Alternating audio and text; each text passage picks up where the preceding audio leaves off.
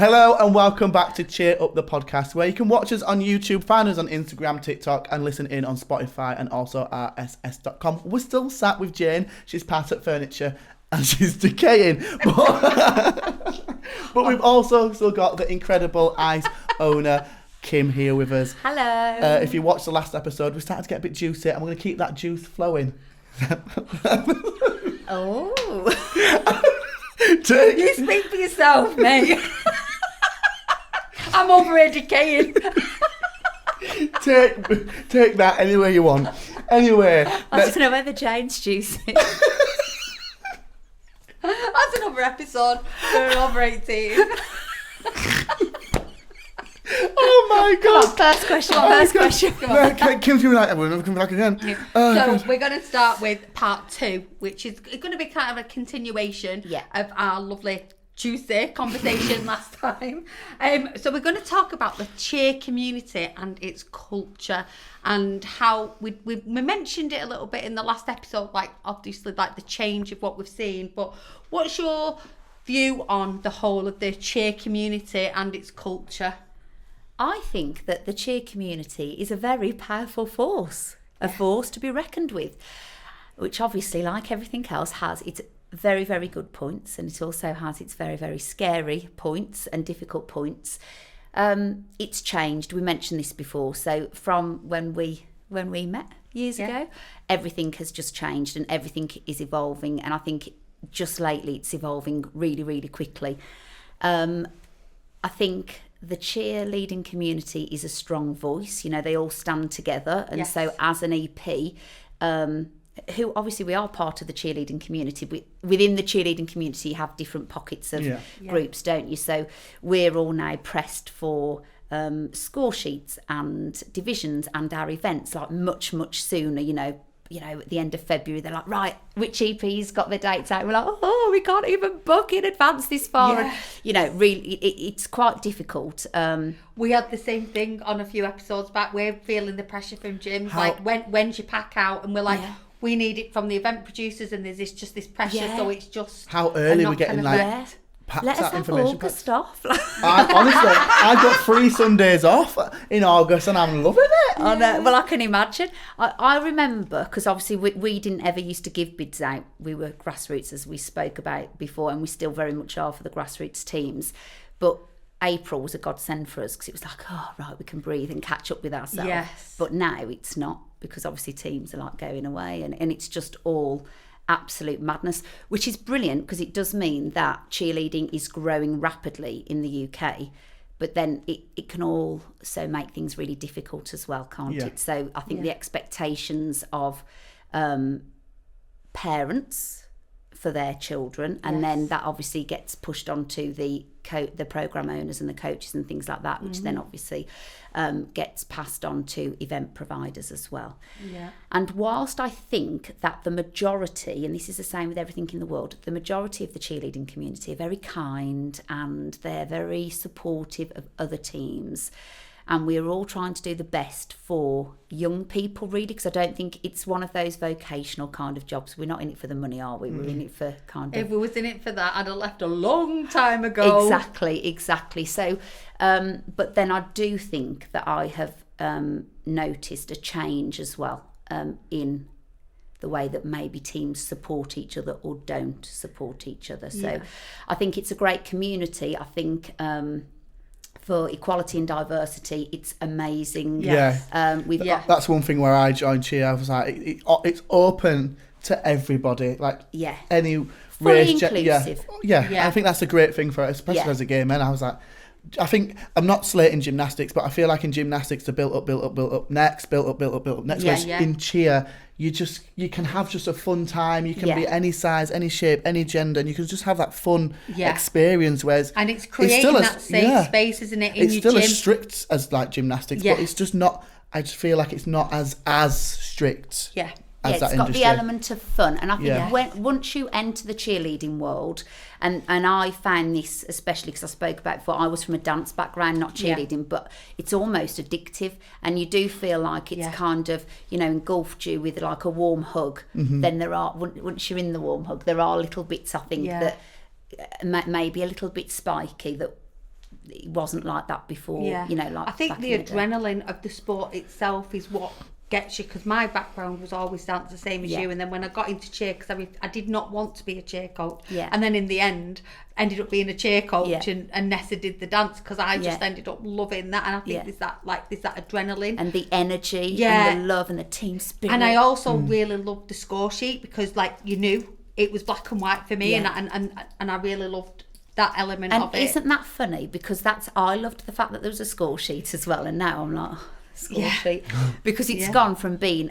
basic-ish to just like a complete minefield. Intricate, and it changing all of the time. But that is, I always thought with dance, and I'm a real bugger for this, I loved costumes and glitz and everything, like a magpie, and I was like, oh, if you went on the dance floor and you looked amazing, then you're halfway there, do you know what I mean? Whereas with cheerleading, what I loved about it is it didn't matter if you had shorts and a t-shirt on. If you couldn't afford it, you were judged on the skills, and it was there playing for you to see. So I did like that element of it as well. Yeah. And I tell you what I loved about ice events was on the grassroots level was, well, you know, where you get your numbers and you get your individuals who just go for it. The ice rink. Funny you should say that, Jane, because because I love ice rink as well, because that's literally my grassroots. That's my own grassroots. We are actually bringing out some events next season that will be for people who can't enter the, you know, level 3 teams and stuff, for them just to get on the floor and just the number kind of events, you know, like a knockout tournament kind of thing. So we have got that in the pipeline, I think, just to feed my own childhood dream. But in more of a cheer style rather than dance. So that sounds really interesting. I might get up there, number 5, 3, 1. You don't have to cartwheel, or you have to maybe cock your leg up a bit. Oh God, no! Give it loads of sashes. Honestly, I'm not getting that old now. I can't even walk up the steps without getting out of breath. I think we feel. Oh God! Oh, you're only as young as you feel. One question I've got for you, quite a deep question. Did you feel supported by the community for your time of COVID? Oh, I don't know whether I can talk about COVID without crying. COVID was a massive shock to everybody, like the whole world, obviously. And as an event provider, to employ people and to obviously serve a big community, for that just to be like one day you're going on the way to Scotland, because I think that was the event that we were going to you just not go, like it's cancelled, was pretty traumatic. I don't even childhood trauma, COVID trauma for me. It was, and this is probably because I take things quite personally. Yeah. And that just means it's not a bad thing. It just means you care a lot. Yeah, well, I did, and I wouldn't have set up ICE. I mean, ICE is a business like every other business and every other cheerleading program. We have to make money to run, but it is because I wanted to give people opportunity. So whilst 75% of the cheerleading community were supportive, there was a percentage that I just dreaded picking up that phone, because I can only tell you the same thing. Our income stopped, our lifeline stopped, and that was for 2 years. That was, and it was difficult. And we tried to do stuff. We tried to do online dance events and things like that, but everybody was suffering. So you know, it's really understandable. And we'd got competition entry fees that people had paid, but obviously that goes out. We've got thousands and thousands of medals to buy, and everybody that we'd paid up front didn't give us our money back either, because they were in the same boat as we were. So traumatic was COVID, life-changing as well.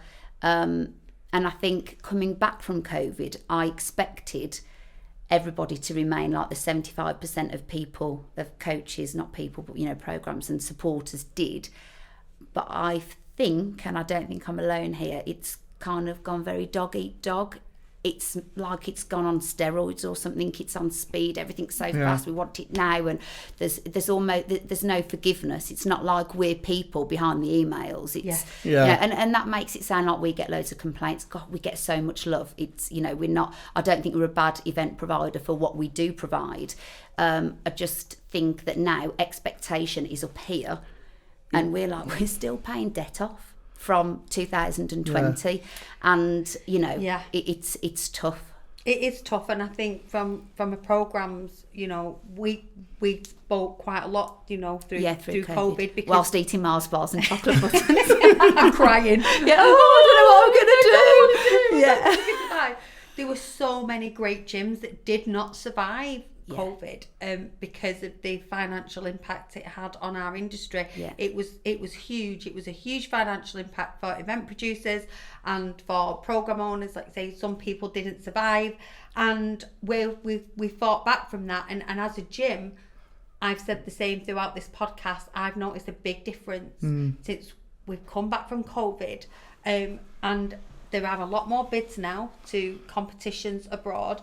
And is it coincidental that it's with the bids, or it's after COVID? I'm not quite sure, and this is why we want viewers to write in and like make their comments as well. But we've been in the industry such a long time that all three of us here cannot be of all the same of the opinion of it. But there has been a massive change in attitudes. Massive. And it could be that people think, well, COVID stopped us from travelling and it stopped us doing this, and we've lost loved ones. So think outside of the cheerleading world, how many loved ones that you've lost. And I know my nan passed away in like really early on in COVID. She's 94. She probably thought, sod this, I'm not sticking around for this.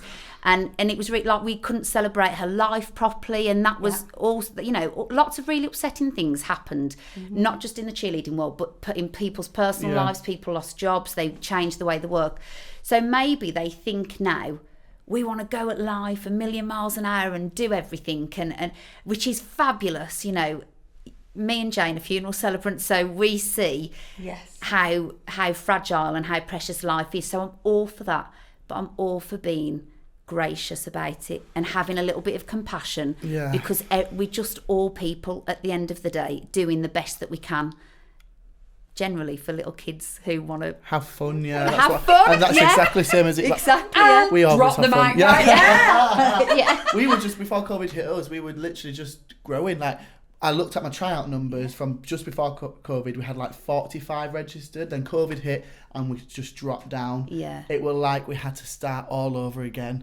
Which is a blessing in disguise because we're growing again. But it was just, for me, it was, from my perspective, it was easier because it was just like, I'm a community-based club. I don't have the gym that I rent was like, well, we're not in it, you don't need to pay. So I think it affected everybody so differently. But for me, I think it was the numbers and the momentum behind building, because it was, I think it was the third season. I could sit in two camps there, because back in 2017, before COVID, some people might know this, some people don't, but our team had just won a world's bid. We was elated, we was popping open the Prosecco, it's like midnight, and then we got a phone call to say that our gym that we'd had just for 9 months had set on fire.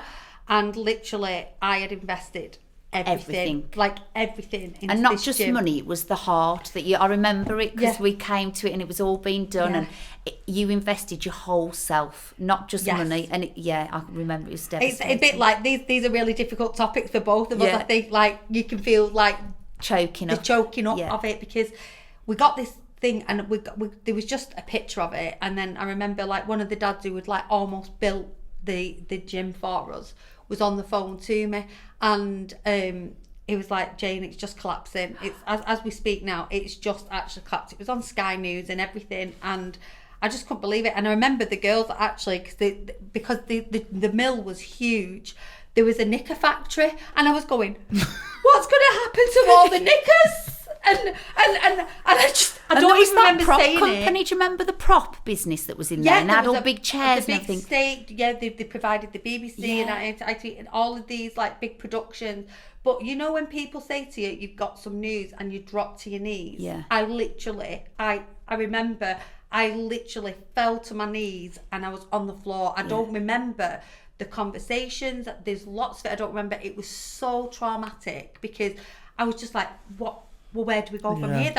It wasn't just the financials. The financials was huge, but it was like my childhood dream. It was everything I'd worked for. I was so proud of it. We'd put hours, and I'd sanded floors. I'd literally done. We had a homework corner because the kids were painting, and they had all that little flowery thing going. I had the flower wall. Don't go into the toilets, didn't I? With all the fairies on and the watering can. I know, and it was just devastating. And I remember waking up the next day, and I think one of our parents must have set up a GoFundMe page. And that had started, and then gyms started to wear teal. there was like wear teal for TCA, and then we did an ice event, and then you like all the raised some money. You raised money for us, but there was other programs there that was just like, what can we do? How can we help? What can we do to get you on board? You won't get any of that these days, would you? COVID. I am not joking you. We was only closed for 4 days. Schools, because I used to work in schools as well, schools stepped up and said like, use our space. We got the mats within like just a couple of days. You know, we borrowed mats and then we ordered new mats. And it was these mats that got us back on track. 4 days we was closed and we was back open. I honestly didn't think we'd ever open again, because I would just remember driving past the building and there was these little kiddies sat on the floor crying, and I was like, I've got to do something. I've got to build this back up for them, because it was like, this is what the sport does. It's such a great sport for these kids, and when, especially, you know, for like in hard to reach areas as well, it gives them a focus, it gives them something to do, it creates a community, which, like say with your grassroots, is just so important. And the community, the cheer community came together, and so that's when it's so powerful, isn't it? In a good, positive way. Beautiful. And then we had COVID. I think another thing on the back of that as well, you both obviously gone through an absolute whirlwind of a time, obviously with you and COVID, you and the fire, but it just goes to show when you care about something and you have the support and the people behind you saying you can do this, you can actually come out the other side, which you both are flying the flag high for that. It just goes to show my ethos is all the time is be the best you aspire to be, and you've literally just I'm feeling inspired sat here. I'm feeling a bit inspired as well. You've got to know that you should be proud of both yourselves, that you've achieved, you've come out the other side, you've put all your effort in it, and obviously you've got the club now, Tycoons HQ, back grassroots. Bring back pre-COVID. With that being said, that was like a long talk, big impact. That was the deepest we've got on this podcast. So thank you both for sharing that. But we're going to get on to controversial corner now. It's going to have to be short and sweet. Soz. But we're going to talk about the toxicity. The toxic behaviours at comp, which is so kind of undermining of what we've just talked about, and it's such a shame that we have to bring this up after the conversations that we've just had there. But the toxic behaviour at competitions. I'm going to speak really quick now because we haven't got a lot of time. No, we haven't, but like from an event producer, we've spoke about it in previous episodes, but as an event producer, what impact does that have on you? It's awful. Trying to keep up with who's friends with who. And again, this is a lot post-COVID. So you know how some of the clubs, you know, dispersed or whatever, or disbanded. And I said it came back on steroids, like coaches are leaving clubs and setting off. So what was one big club is now 4. So there's lots of different clubs. They all bloody hate each other. So you're like, right, well, they're going to come to that event. I've got to tell that person that this person's registered, but I don't know when that could be. So we'll keep checking to make sure they haven't. Then I've got to tell them. Then I've got to make sure there's space for that person. It's absolutely ridiculous. That should not be a job that you have to do. I'm sorry. No, but it's what we get asked. It's what we get asked. And there's so much of it now, so there's so much rivalry, which we've spoken about, and it's a terrible thing. So I mean, the most we can do is say that we will sit you in a different area of the arena, but even that's difficult sometimes, because it is just I say arena, it's bloody sports hall, so it's not you know, like if you're going to come to the competition, then like that other team are going to be there, and as a coach I expect you to manage it, but and what can we do? And honestly, we get coaches or program owners come up, they've looked at us the wrong way. I don't know what I can do about that, and I don't know what my staff can do about it.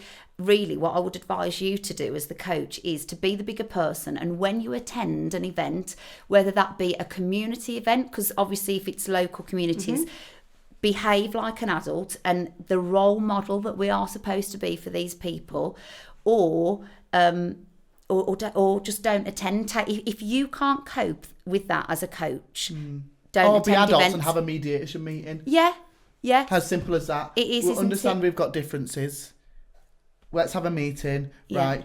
But even then, why do you need to get to that point where you need a meeting? I don't know. It's this.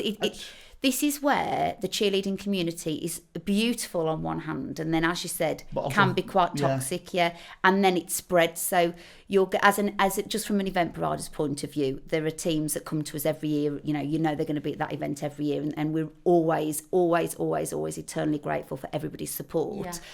And then you think, I've lost my train of thought. Yep, it's gone. Sorry. I was like, I do it all the time. That's just gone. I think I was trying to say, if they're at that event and then you know there's going to be like a troublesome thing, how can we then say to another team who may not have done anything actually that bad apart from just set up their own thing, which is how we grow the sport. It is. Sorry, you can't come because, you know, Team A have been coming for 3 years and they come to this event every time. It's really, really difficult. But then I think the coaches should stop it, and I think the parents should stop. You know, I think as a team, you should have that ethos as treat others how you want to be treated.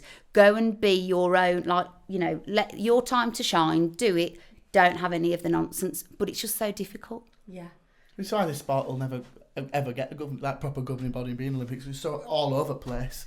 I think hopefully we will. I think hopefully on a positive note we will actually get there. I wonder whether it's going to go full circle. Because I think once people get the understanding and they, you know, they're going out, I keep saying it, we need a huge event that's going to be in the UK, which brings people like to us, like a really huge event that embraces the sport. And like, it doesn't have to be a competition, does it? Just like a big show event, off. Yeah. Maybe run by a governing body. Yeah. Everybody involved, and this is a united front. But at the moment, we're too busy arguing amongst ourselves, aren't we? Yeah.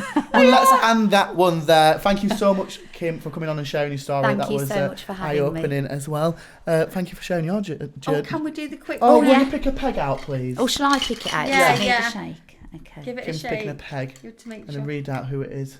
Panache. Oh! Panache cheer and Panache dance. cheer. Yeah, shout out to you guys. Thank you so much for tuning in. If you want to watch us, make sure you're watching us on YouTube. You can listen to us on Spotify and rss.com, and also find us on social media at Cheer Up the Podcast on Instagram and TikTok. I love our TikToks. They're quite funny, actually. Quite a lot of views. Especially on our little days out. Yeah. Please watch the days out.